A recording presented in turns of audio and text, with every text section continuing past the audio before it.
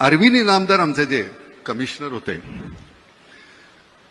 त्यांची एक पद्धत होती बोलण्याची, या देवा कसं काय देवा, काय काय आणू का तुम्हाला, काय देवा.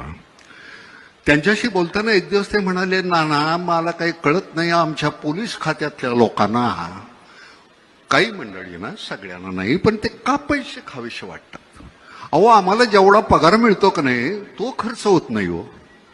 त्या माणसाची म्हणजे शेवटपर्यंत अरविंद इनामदारांच्या घरी ब्लॅक अँड व्हाईट टीव्ही होता, अरविंद इनामदार गेले तेव्हा सुद्धा.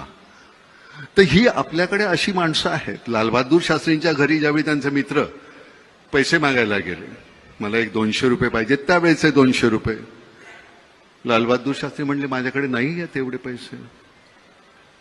त्यांची बायको म्हणाली नाही माझ्याकडे आहेत, तिने 200 रुपये दिले काढून.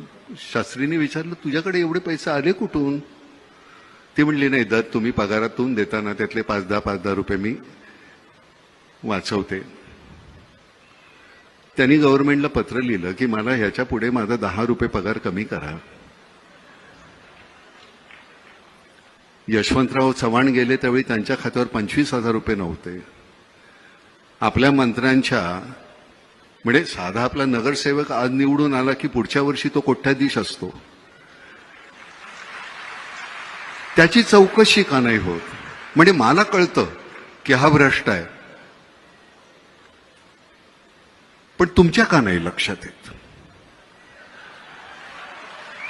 त्याच्यावर कारवाई व्हायला पाहिजे की नाही एकनाथराव. म्हणजे तुम्ही आमची मी 100 रुपये आल्यानंतर 30 रुपये इन्कम टॅक्स भरतोच, 18 रुपये तुम्ही अजून जीएसटी घेता. हे सगळं आम्ही केल्यानंतर सुद्धा आमच्या चौकशा होतात, तुमच्या का नाही होत.